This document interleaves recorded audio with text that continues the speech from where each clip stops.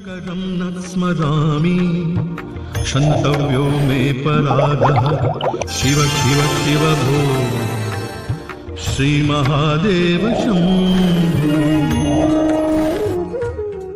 ज्योतिष में आस्था और विश्वास रखने वाले सभी दर्शकों को प्यार भरा नमस्कार। मेरे इस YouTube चैनल ज्योतिष अथय ज्ञान सागर को सब्सक्राइब करें और साथ ही साथ बेल आइकॉन के बटन को प्रेस करें ताकि सभी नोटिफिकेशन आपको मिलती रहें। वीडियो में दी गई जानकारी अगर आपको महत्वपूर्ण और ज्ञानवर्धक लगती है तो इसको शेयर और लाइक करना ना भूलें ताकि आपका प्यार और सपोर्ट इसी तरह से मुझे मिलता रहे। भारतीय सनातन धर्म में बहुत सारे तीज और त्योहार मनाए जाते हैं और त्योहारों की परंपरा भी सदियों पुरानी चली आ रही है। अक्सर अगर आपने देखा होगा कि जब भी नवरात्रे होते हैं, नवरात्रों के बाद दशहरा आता है और दशहरे के बाद सभी महिलाएं बहुत ज़्यादा उत्साहित हो जाती हैं क्योंकि फिर उनका सबसे फेवरेट या प्यारा व्रत आने वाला होता है जिसको हम करवा चौथ के नाम से जानते हैं। करवा चौथ का हर दिन हर महिला के लिए बहुत ही पूजनीय माना जाता है।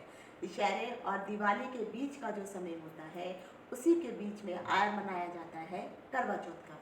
सुहागन औरतों के लिए ये जो करवा चौथ का व्रत है बहुत ही अहम माना जाता है क्योंकि सभी महिलाएं अक्सर ये चाहती हैं कि विवाह के पश्चात वह जब भी इस दुनिया में से जाएं तो हमेशा सुहागन ही जाएं और उनके पति की जो आयु हो उनसे लंबी हो।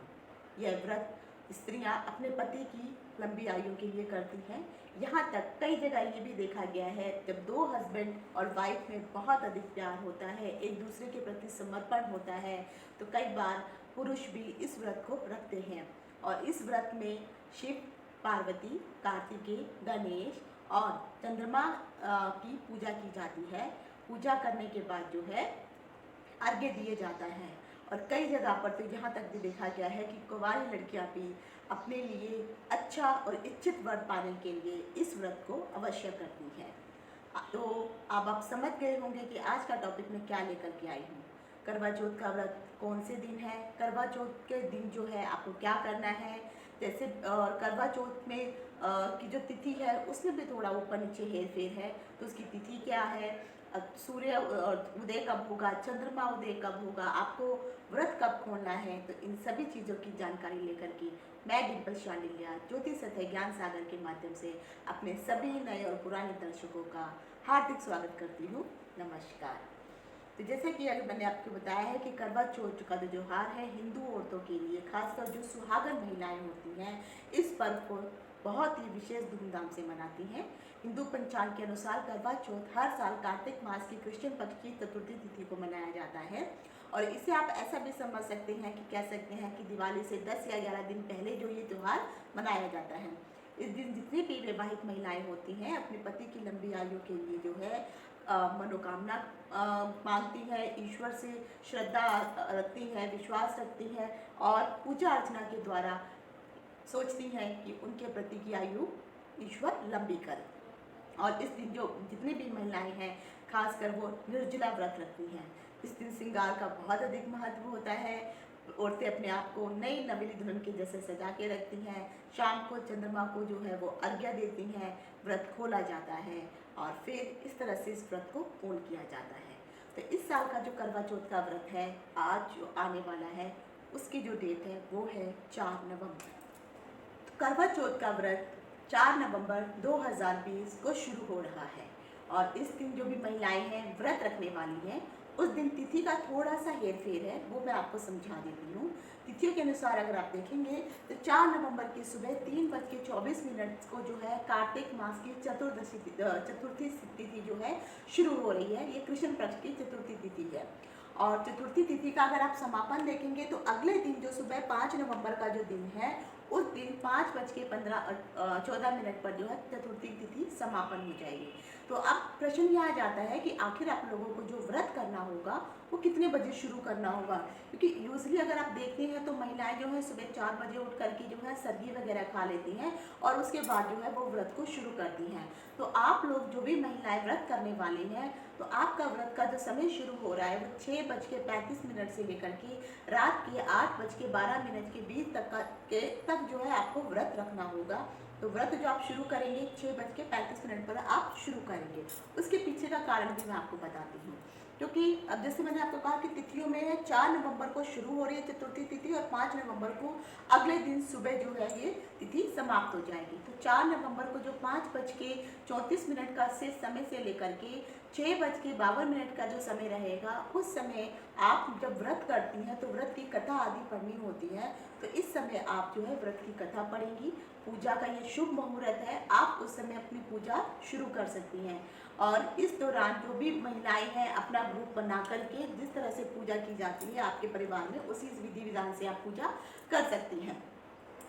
करवा चौथ में अगर आप देखेंगे तो पूजा का समय जैसे अब आता है कि कुल जो व्रत का जो अगर आप समय देख रहे हैं तो 4 तारीख को क्योंकि व्रत शुरू हो रहा है, तो व्रत का जो कुल समय होने वाला है आपके लिए सुबह 6 बजे से लेकर के जो मैंने टाइम बताया है, तो शाम को 8:12 तक का जो समय कुल मिला लेते हैं तो 13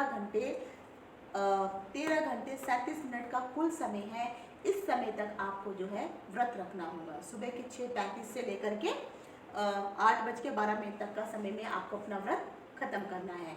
उसके पीछे का कारण ये भी है कि चंद्रमा अब आ जाता है कि चंद्रमा उदय कब हो रहा है। तो इस समय का जो व्रत का क्योंकि जो मुख्य केंद्र होता है वो चंद्रमा ही होता है, क्योंकि जो महिलाएं हैं चंद्रमा को अर्घ देती हैं। अर्घ देने के बाद ही फिर महिलाएं जो हैं उनकी पूजा अर्चना करती हैं चंद्रमा की, फिर पति के द्वारा जो है उनको जल पिलाया जाता है, तब जाके वो अपना व्रत पूर्ण करती हैं।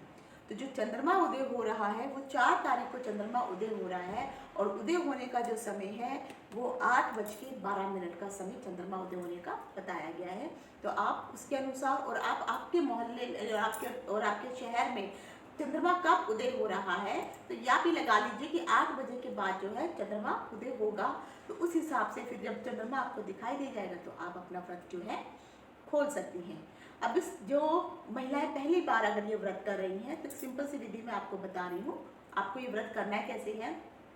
क्योंकि ये जो व्रत है सूर्य उदय से पहले शुरू होता है और चंद्रमा उदय होने तक ये रखा जाता है।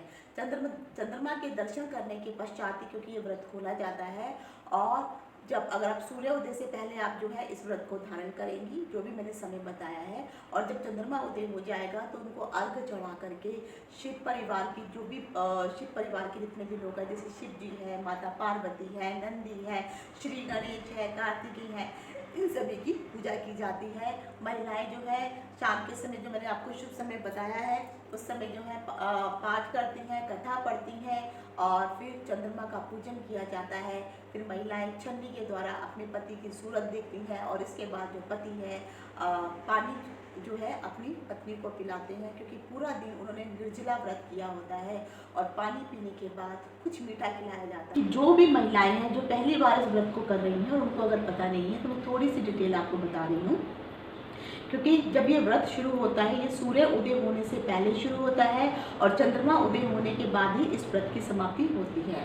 तो चंद्र दर्शन का महत्व इस व्रत में बहुत अधिक होता है। जब भी ये व्रत खोला जाएगा तो चंद्रमा के दर्शन के बाद ये व्रत खोला जाता है। तो चंद्र उदय होने के बाद जो है आप शिव परिवार के पूरे परिवार को जो है याद करते हैं, उनकी पूजा अर्चना करते हैं। अब शिव परिवार में जैसे माता पार्वती है, शिव जी है, नंदी है, गणेश है, कार्तिकेय है, इन सब की पूजा की जाती है। और पूजा का जो वक्त मैंने आपको बताया है उससे जो है आप पूरब की तरफ जो है मुख करके फिर पूर्वाभिमुख होकर के जो है आप पूजा अर्चना करेंगे। चंद्रमा का पूजन किया जाएगा, पति को आप छन्नी से देखते हैं और उसके बाद पति जो है आपको जल पिलाता है और उसके पश्चात आपका जो व्रत है संपूर्ण हो जाता है। तो ये पूरे दिन की आपकी दिनचर्या रहती है। लेकिन इस व्रत में खासकर मैं एक बात जरूर कहना चाहूँगी आप सभी को, व्रत करने का अर्थ ये बिल्कुल भी नहीं है कि आप हंसी ठिठोली करें, मजाक करें, यहाँ वहाँ की बातें करें, बिल्कुल नहीं। आप जितना चुप और शांत रह सकती हैं अपने शांत चित्त से इस व्रत को धारण कीजिए। और हो सके जब ये व्रत आप करती हैं तो उस समय शिव परिवार या शिव का या माता पार्वती का इनके मंत्रों का जाप हो सके तो मंत्रों का जाप कीजिए, क्योंकि व्रत करने का सही फल तभी मिलता है जब ईश्वर को याद किया जाता है। और जितना कम से कम बोल सके उतनी ही कम से कम बात करने की कोशिश कीजिए। आपके जो भी कार्य हैं उनको आप करते रहिए। उस दिन लड़ाई झगड़ा ना करें, शांति से घर में परिवार का माहौल भी उस समय शांत होना चाहिए। हंसी खुशी इस व्रत को आप संपूर्ण करें। और आशा करती हूँ कि जो भी मैंने व्रत से संबंधित आपको जानकारी दी है आपको पसंद आई होगी। ईश्वर आपकी सभी मनोकामनाओं को पूर्ण करे। मैं डिम्पल शांडिल्या की तरफ से आप सभी महिलाओं और पुरुषों को करवा चौथ की हार्दिक शुभकामनाएं और आशा करती हूँ कि आने वाला ये व्रत आपके लिए मंगलमय हो, अच्छे तरीके से आपका ये व्रत संपूर्ण हो सके। आज यहीं तक। इति शुभ। नमस्कार।